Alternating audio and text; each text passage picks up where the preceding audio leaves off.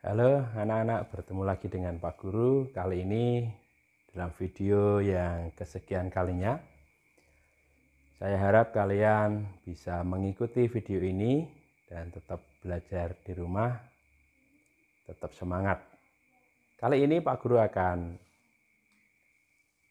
mengajak kalian untuk belajar dan mengenal lebih lagi tentang cerita fiksi.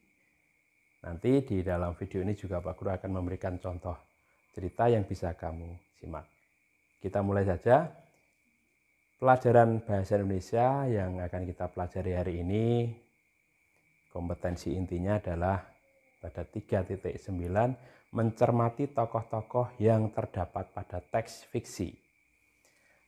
Pada keterampilan 4.9 menyampaikan hasil identifikasi tokoh-tokoh yang terdapat pada teks fiksi secara lisan, tulis, dan visual.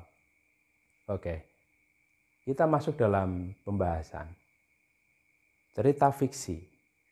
Cerita fiksi itu berasal dari bahasa Inggris yang bahasa Inggrisnya adalah fiction, yaitu artinya khayalan. Cerita fiksi memiliki sifat imajinasi atau tidak sebenarnya. Jadi pengertian dari cerita fiksi itu adalah sebuah karya yang dituangkan oleh penulis dengan khayalan atau bukan yang sebenarnya. Maka fiksi ini memiliki arti sebuah pikiran, imajinasi, atau khayalan. Tapi meskipun hanya sebuah khayalan, cerita ini harus tetap masuk akal. Inilah yang membedakan antara fiksi dengan cerita fantasi. Kemudian unsur-unsur dalam cerita fiksi itu yaitu ada unsur intrinsik atau unsur yang ada dalam cerita itu sendiri. Dalam sebuah cerita fiksi itu yang pertama itu harus ada tema. Kemudian yang kedua adalah tokoh. Yang ketiga latar, dan yang keempat amanat. Kita akan bahas satu persatu. Tema itu adalah ide yang melandasi sebuah cerita atau gagasan pokok dari sebuah cerita. Artinya ibarat rumah itu ya pondasinya. Itu adalah tema. Kemudian yang kedua adalah tokoh. Tokoh itu adalah pemeran yang ada dalam cerita itu. Jadi tokoh-tokoh atau pemeran-pemeran yang ada dalam cerita itu. Kemudian yang ketiga adalah latar. Latar ini ada beberapa macam, yaitu menggambarkan tempat, waktu, atau segala situasi dalam sebuah cerita. Yang keempat adalah amanat atau pesan moral tadi. Adalah pesan moral dalam sebuah cerita. Jadi sebuah cerita itu memiliki sebuah pesan yang ingin disampaikan kepada orang yang mendengar atau yang membacanya. Nah, setelah kita belajar tentang cerita fiksi, sekarang Pak Guru akan membacakan cerita fiksi buat kalian. Kalian siap mendengarkan? Simak baik-baik ya. Nah, kali ini Pak Guru akan bercerita tentang legenda, kisah dari Jawa Barat, yaitu kisah Sangkuriang. Tentu kalian pernah mendengarnya. Pada zaman dahulu ada kisah seorang permaisuri raja yang bernama Dayang Sumbi. Ia mempunyai seorang anak laki-laki yang bernama Sangkuriang. Sangkuriang memiliki kegemaran berburu di hutan.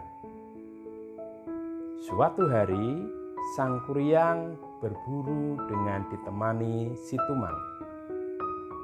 Si Tumang adalah anjing kesayangan yang adalah titisan dewa yang sesungguhnya adalah ayahnya sendiri. Tetapi Sangkuriang tidak pernah mengetahui hal itu. Waktu itu ketika sedang berburu, Tumang tidak mau menuruti perintah Sang Kuryang untuk mengejar hewan buruan. Sang Kuryang jengkel dan marah, lalu membunuh si Tumang serta mengambil hatinya untuk diberikan kepada ibunya. Sang Kuryang kembali ke istana dan menceritakan hal tersebut kepada ibunya. Seketika itu juga ibunya marah besar dan memukul kepala Sang Kuryang dengan gayung tempurung kelapa yang dipegangnya. Sang Kuryang pun terluka dan kecewa atas perlakuan ibunya dan memutuskan untuk pergi mengembara. Setelah kejadian tersebut, Dayang Sumbi menyesal. Lalu ia selalu berdoa dan bertapa dengan tekun. Akhirnya suatu ketika para dewa memberikan hadiah bahwa ia akan selamanya muda dan memiliki kecantikan yang abadi. Setelah bertahun-tahun mengembara, Sang Kuryang kembali ke tempat kelahirannya. Ia melihat keadaan sudah sangat berubah. Ia menjumpai seorang gadis yang sangat cantik dan mempesona, yang tak lain itu adalah Dayang Sumbi. Tetapi mereka tidak saling mengenal. Mereka saling terpesona dan Sang Kuryang hendak melamar Dayang Sumbi. Suatu hari, Sang Kuryang pamit untuk berburu. Sebelum berangkat, Dayang Sumbi memakaikan penutup kepala kepada calon suaminya itu. Namun, Dayang Sumbi terkejut dengan bekas luka yang ada di kepalanya, persis dengan anaknya. Dan setelah diperhatikan, memang dia adalah Sang Kuryang, anaknya sendiri. Tetapi Sang Kuryang tidak peduli dan ingin tetap menikahinya. Dayang Sumbi bingung dan mencari akal agar pernikahan tersebut gagal. Ia lalu mengajukan syarat. Jika ingin meminangnya, harus bisa membendung Sungai Citarum dan membuatkan perahu besar dalam satu malam. Sang Kuryang menyanggupi dan segera mengerjakannya. Ia mengerjakannya tidak sendiri, tetapi dibantu oleh makhluk gaib agar pekerjaannya bisa cepat diselesaikan. Dayang Sumbi mengetahui hal itu dan menjadi sangat cemas karena pekerjaan hampir diselesaikan. Dayang Sumbi mendapatkan petunjuk untuk menggagalkan pembuatan danau itu.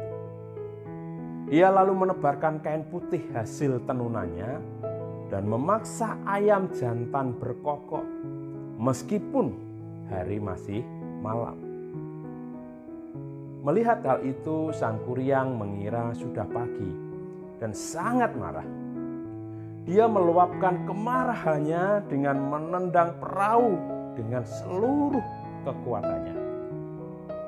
Perahu itu melayang jauh dan jatuh dengan posisi tertelungkup di sebuah tempat dan menjadi sebuah gunung yang sampai sekarang dikenal dengan nama Gunung Tangkuban Perahu.